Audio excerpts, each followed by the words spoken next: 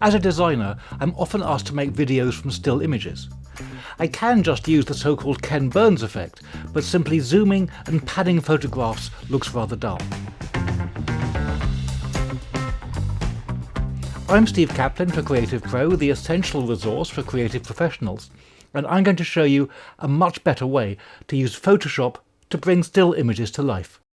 Here's a still image of a couple in a cafe, and I want to animate this so it zooms in as time passes. Well, we could just use Free Transform, and to make that happen, I'll double-click the background to turn it into a regular layer. And now we can go into Free Transform and gradually increase the size. But all we're doing is making the image bigger. You don't really get a sense of perspective, and I want to create the effect of a camera tracking towards these people in a more realistic way. We'll cancel Free Transform, and instead we want to select the people from the background. If we just use Select Subject, then it's going to select all of them together. But here's the problem. The man is closer to the camera than the woman, so as we track in, he wants to enlarge slightly more than she does. So let's deselect. Instead, we're going to use the Object Selection tool, and let's drag it over the man and the chair behind him. I'll move the contextual taskbar out of the way. And it's picked up the man and the chair well. It's missed his jeans, so we'll just hold the Shift key and click in there to add that to our selection. Let's make a new layer via copy.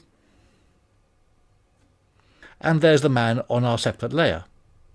I'm going to hide him and load him as a selection by holding Command on a Mac, Control on a PC, and clicking on his thumbnail in the Layers panel. Now we go to the background layer and choose Remove. And now Photoshop is going to use the Firefly AI engine to remove him from the scene. And there's the man duly removed. The background has been rebuilt, as has the left-hand side of this table, and that's exactly what we want. We want to now merge the Remove tool edits down into the background layer, so Command E or Control E will do that. Now let's select the woman, again using the Object Selection tool. There she is. She's all selected apart from the laptop, so once again the Shift key will add that in. And let's use the Lasso tool with the Shift key held down just to add these odd little bits that have got missed out. Once again, we'll make a new layer from this selection, Command J on a Mac, Control J on a PC, and again we'll hide the layer, Command or Control click on the thumbnail to make our selection. We'll go onto the background and I'll click the Remove button again. And once more, Photoshop will remove the woman and the table and the laptop from the scene and patch the background. Let's merge these Remove tool edits down into the background. So now we've got the background, the woman, and the man on 3 separate layers. In order to animate them, I'm going to make them into smart objects. We select each layer in turn and go to Layer, Smart Object, Convert to Smart Object. There's the background. There's the woman. And there's the man. And of course we want to animate this, so let's go to the Window menu and choose Timeline. And we can click Create Video Timeline. And here are our 3 smart object layers showing up. It's kind of in the way over there, so I'm going to drag it out and move this window over to the side so we can still see what we're doing. And I'll move the contextual taskbar out of the way. So for the first layer, for the man, we'll pop it open and click the Transform button, and that adds a keyframe right at the beginning of the animation. If we drag to the end of the animation, we can now use Free Transform to make him bigger. And let's move him up about there and hit Enter to apply it. And when we scrub through the timeline, you can see he gets bigger as the time progresses. Let's go back to the beginning, open up the woman's layer, and again click the Transform button. Before we go to the end, we need to note her position relative to his. Her head is more or less on a level with him, but as we move in, we need her to be slightly smaller than him.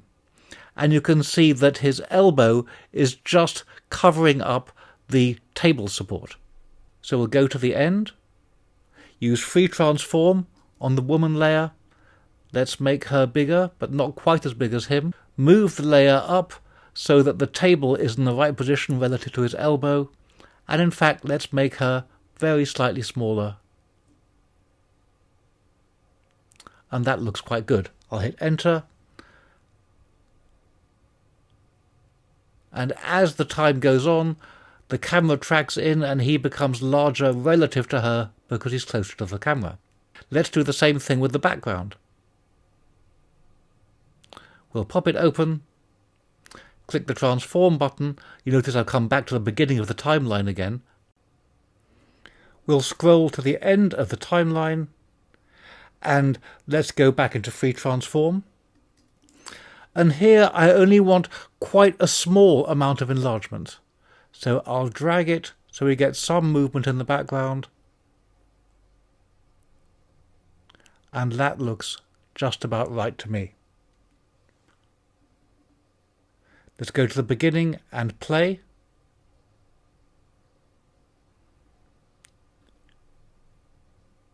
And that works well. When we're done, we can save the file and go to File, Export, and Render Video. You can set the name of the video, where you want it saved, the format, and the frame rate, and just click the Render button. Now, having said that, this doesn't always work. Sometimes Photoshop will fail to export a video depending on the plugins that you might have installed, or depending on a few other factors. The alternative is to open the Photoshop document in Adobe Media Encoder, and this will always do a perfect job of turning your Photoshop animation into a usable video file. And here's the finished result, far more effective than a simple enlargement. Well, I hope you enjoyed this video. If you did, be sure to give it a like and subscribe to our channel. And for thousands more how-to articles and tutorials, visit our website, creativepro.com, and become a member today. Thanks for learning with us.